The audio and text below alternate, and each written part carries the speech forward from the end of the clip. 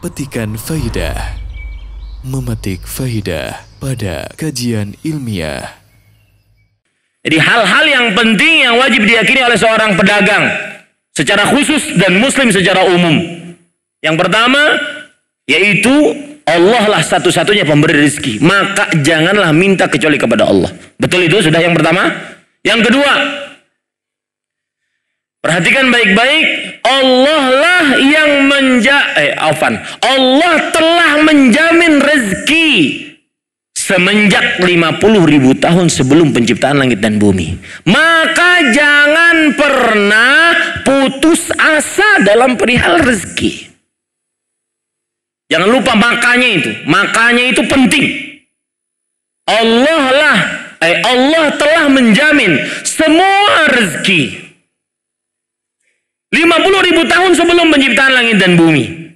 Bahkan sebelum kita ada 50.000 tahun sebelum penciptaan langit dan bumi. Si fulan hartanya sekian, makannya sekian, beras yang dia makan selama dia hidup sekian.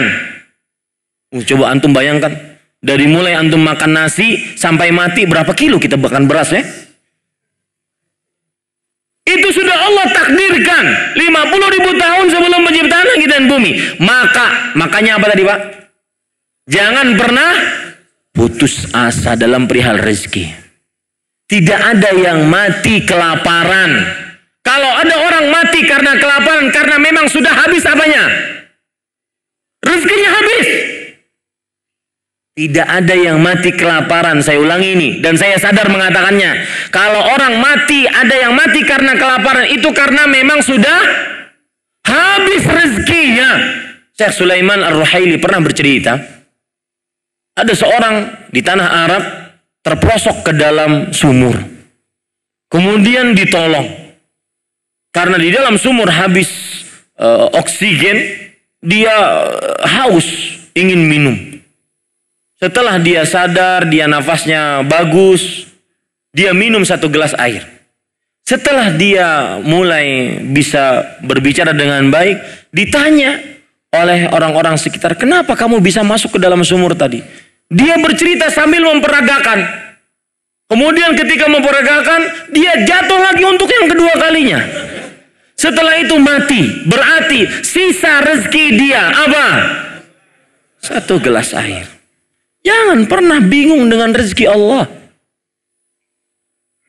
Bukankah dalam hadis riwayat Imam Ahmad dan Imam Tirmidzi, Rasulullah SAW bersabda, "I'lam anna ma asabaka lam yakun liyukhti'ak wa ma akhta'aka lam yakun liyusibak."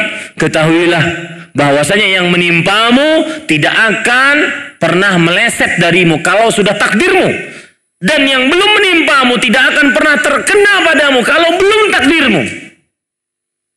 Ini para ikhwan, ini gelas air di gelas ini, kalau seandainya ya saya memiliki rezekinya, meskipun setelah ini saya pulang kemudian pergi ke Afrika, ujung Afrika, kalau ada ini rezeki sudah tertulis untuk saya, setengah gelas ini saya akan balik ke sini minum, dan tidak akan ada yang bisa mengambilnya kecuali saya. Maka lihat perkataan Al-Hasan Al-Basri, perkataan yang penuh dengan keimanan. Lamma alimtu anna rizqi qad katabahu Allahu li itma'anna qalbi li'annahu lan ya'khulahu ghairi. Ketika aku mengetahui rezekiku sudah tertulis untukku, hatiku tenang.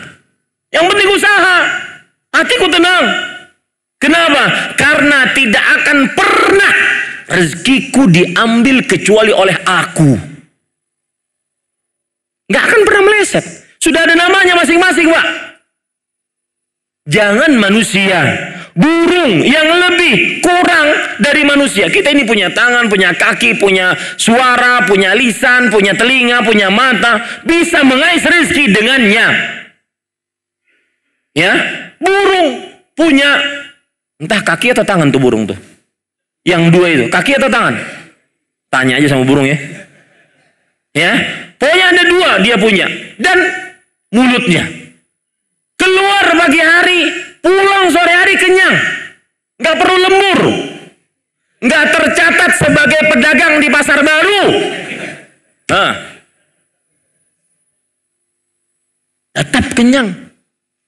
Ini para ikhwan yang dirahmati Allah. Dan makanannya Burung terbatas, biji-bijian, ulat-ulatan terbatas. Kita manusia semuanya bisa kita makan. Hewan jenis herbivora, hewan pemakan tumbuhan, manusia masuk di dalamnya. Makhluk jenis karnivora, hewan pemakan daging, manusia masuk di dalamnya. Makhluk pemakan